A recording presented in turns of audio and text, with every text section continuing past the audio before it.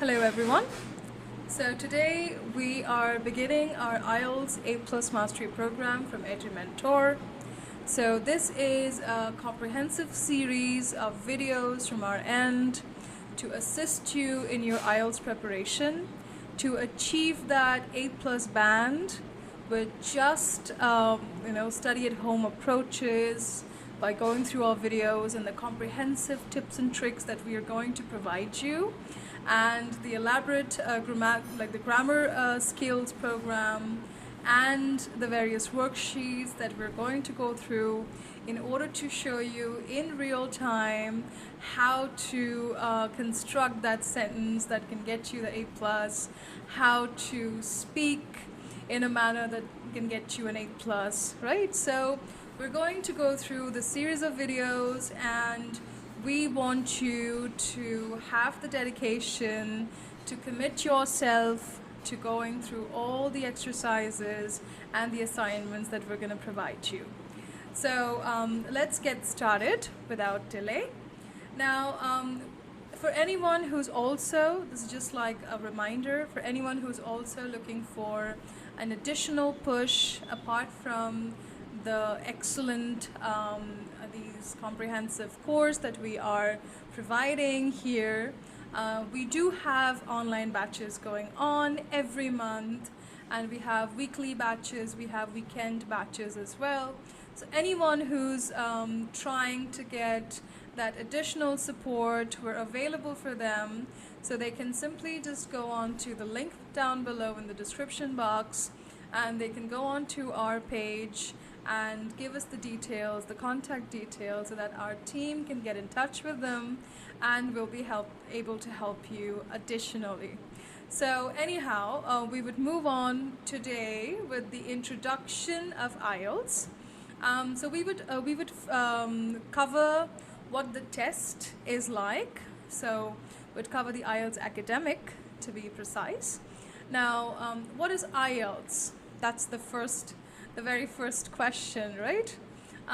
What is it as such? What's the purpose and the importance of the test?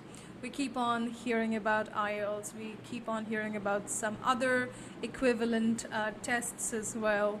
So we'll be talking about all of these things from the study abroad perspective as well as from the test preparation perspective. So as you can see, we are talking about today the very basics of IELTS. We're going to be introducing IELTS, the test. We're going to be talking about the sections. We're going to be talking about the format. We would also cover the test score conversion as such. So all the foundational knowledge that you absolutely require before you commence your preparation. In order to have an efficient preparation, you absolutely require a study plan. EduMentor provides you with a comprehensive study plan approach as well.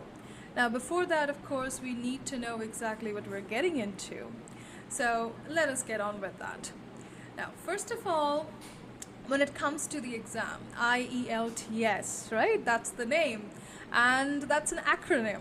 An acronym is basically like when you just form a new word by taking from just like the first letters of a few words. And this usually just stands for International English Language Testing Service. That's the name. Now, so the test is a proficiency test. And the proficiency test is for non-native students who have the aspiration to study abroad at universities and educational institutions in places like Canada, in places in Europe, especially UK, Australia, New Zealand, so that they can, the universities and these institutions and the admissions tutors can measure your proficiency of the language. That is going to be instrumental for your academic experience, and they want to know, can you academically function in that language? So that's why we're talking about IELTS academic.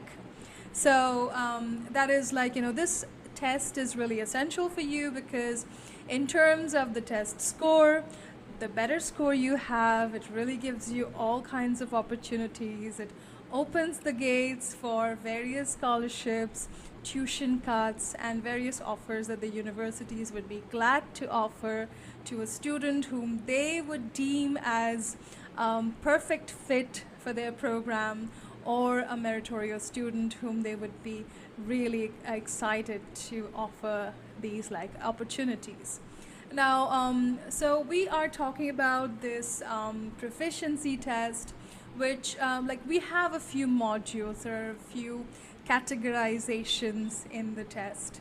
So as we can see, these 4 modules that we have, sort of like, and the 4 sections that you can see: the listening, the reading, the writing, and the speaking. The 4 sections, which are the same, by the way, like the similar sections with minor differences we have in the 2 modules, namely academic module and the general module. So as we have been focusing on the academic module, saying that yes, the universities and the institutions want to measure your language proficiency in English to see if you can function in that language in an academic like background.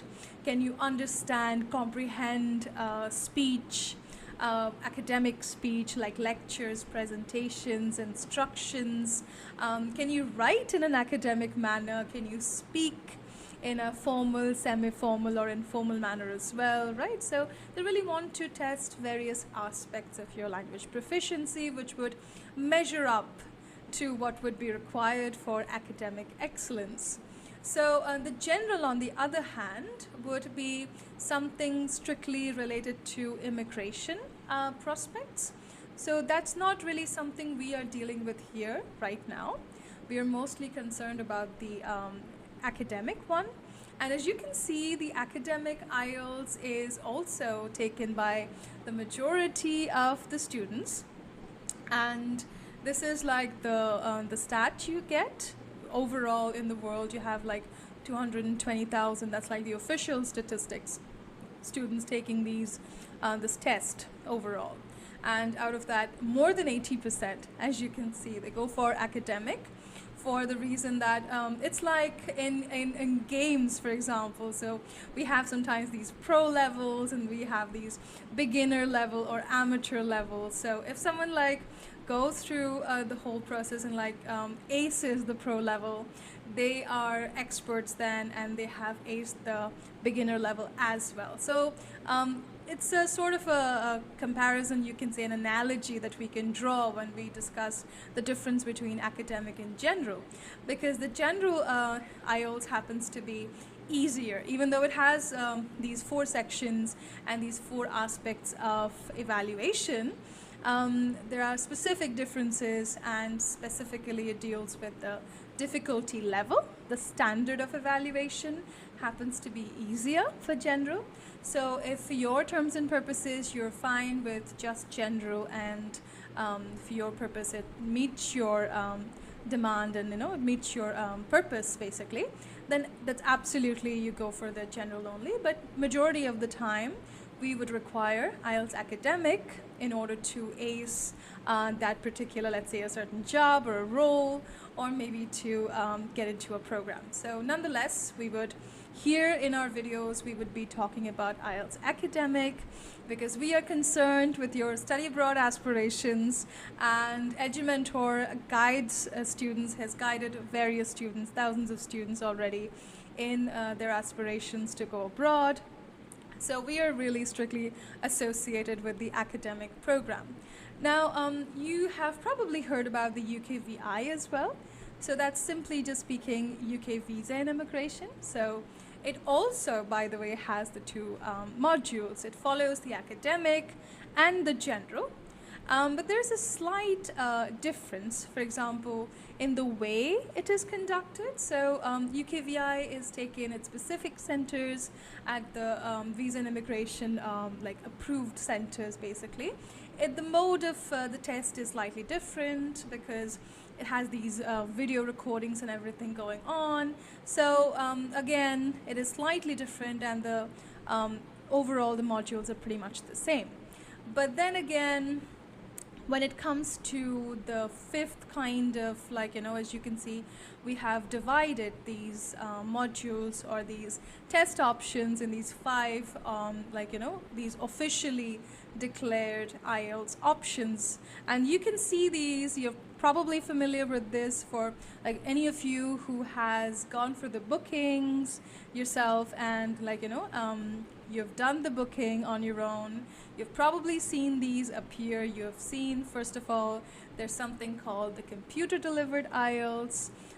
There's something called the computer delivered IELTS UKVI, so the two different purposes. One the usual, then you have the visa one, then you have the pen and paper based IELTS, and again the visa counterpart of the immigration counterpart of it, the UKVI, and then you have something called IELTS Life Skills. Now Life Skills is also part of UKVI, but it has a slightly different structure. So if we first talk about the first four, pretty much with the standard curriculum of academic in general.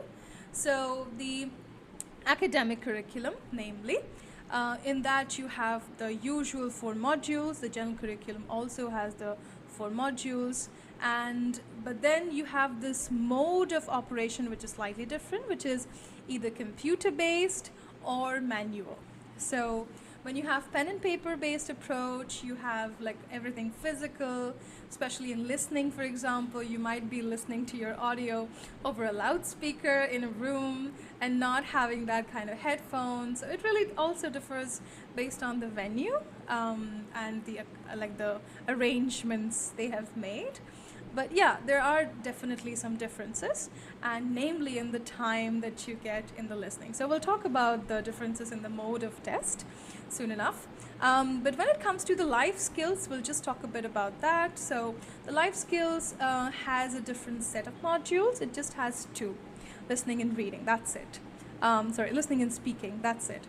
So which is why it's a different kind of test, which just focuses on your basic proficiency for the sake of immigration or to join your family.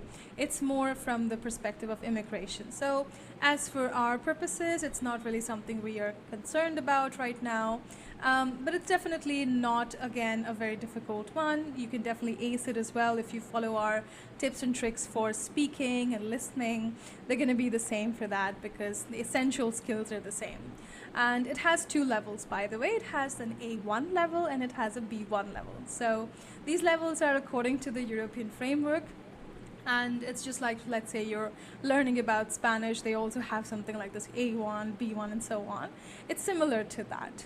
But nonetheless, we would move back to our original concern, which is the usual IELTS.